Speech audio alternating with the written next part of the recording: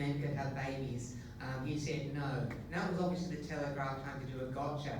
However, when he was interviewed by the young journalist on 6 News last night, it was pointed out to him that there were trans men that had babies. So Tanya, can you suggest to Albo that maybe he should visit the gender centre? It's in his electorate, and they can make sure he doesn't make up laws like that, because trans people in this country are currently under attack for political purposes, and it would be nice if Albo got it right.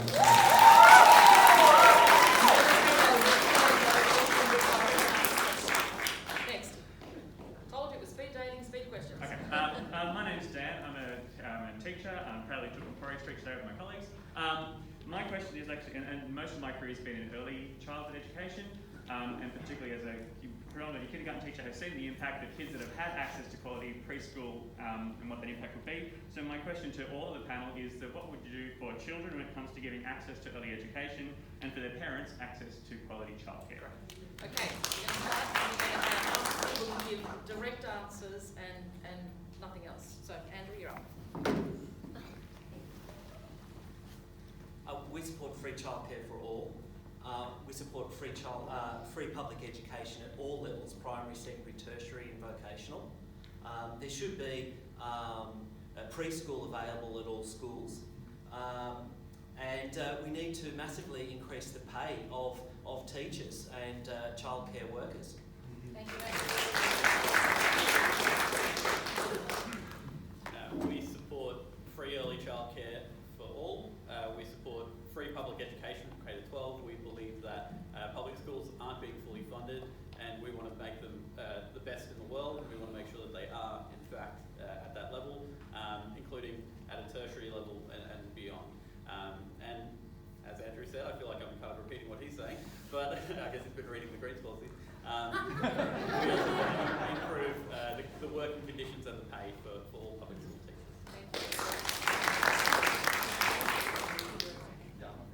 Tanya. We know that little babies' brain development starts actually even before they're born, and they can be affected by maternal stress, cortisol levels and so on. We need to make sure that we are working to support families from the time that their babies are born, and that includes fantastic first class early childhood education and care. We introduced the National Quality Framework when we were last in government. We have a policy now that would mean that every family earning up to $503,000 a year would be better off. 96% of families in the childcare system at the moment would get cheaper childcare, but it's not just cost, it's about quality as well. We need to keep an eye on quality. Part of that, of course, is making sure that the early childhood workforce is properly remunerated, and we were very supportive of the childcare workers in their claim for a gender pay increase, and of course the changes we make would actually support them. Thank you. Guys, it's brilliant. Off you go. G'day, Rachel Evans, Socialist Alliance. The cost of living is rising, increasing homelessness and poverty. Wages are not stagnating, they're diving as inflation rises. Over 1/3 of workers are working casually, and unemployment isn't 4%, it's much more. Billionaires are getting richer and we are getting poorer.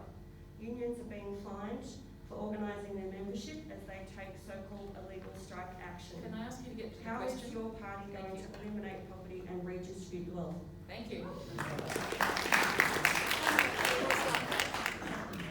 I ask you to keep it brief? It's all about people's power and workers' power. You know, to make the cost of living better, we need to increase wages and decrease the costs of main things. So housing and transport are the two major household expenses, and I've talked a lot about ways of reducing that through public housing and free public transport. But how do we increase the wages of people? We have to increase union power, workers' power. We have so many restrictions put in the way of people trying to take strike action. When unions are strong, wages grow faster. Thank you.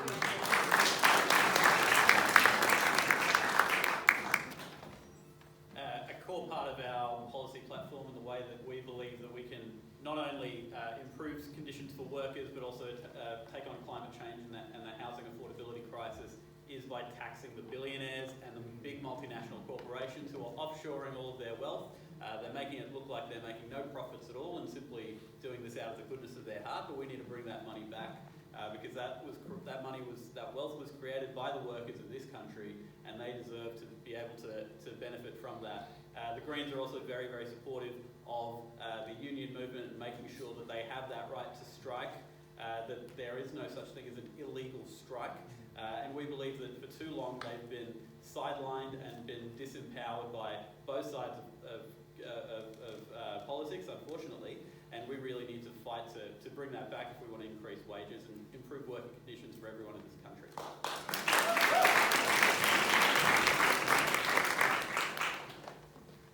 Through this national bank, we'll create an infrastructure and property housing boom, which will create a lot of jobs. The way to lift wages is to create a demand in the market for jobs. Therefore, you will be able to ask for higher wages. So through this national bank, which is just essentially unlocking a large sum of money for the Australian public, we will be able to create many, many jobs, increase the demand for these workers, and this will also spread on to other parts of the economy and jobs, and then increase wages like that. That's, I think, the best way to increase wages at a targeted level and not across all levels. Thank you. I'm a proud unionist. I have been since I was 15. I got my first job in hospitality at the Sutherland District Trade Union Club, washing dishes in the bistro. I'm proud of the fact that the Labor Party has a relationship with the union movement that goes back well over 100 years. There's a reason that wages haven't been growing in this country. It's because the Morrison government and the Turnbull government and the Abbott government before that have made low wages a deliberate design feature of their economic architecture. That's a quote from Matthias Cormann, former finance minister. We've got plans to make sure that when the economy's going well, we see some of that benefit go to the working people of Australia.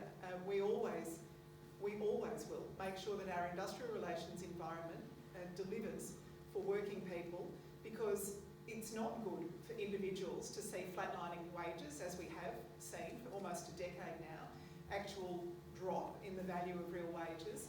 It's also not good for the whole economy. There's this thing called aggregate demand in the economy. If people don't have $5 in their pocket to buy a cup of coffee on the way to work, they're not creating a job for another person. Okay.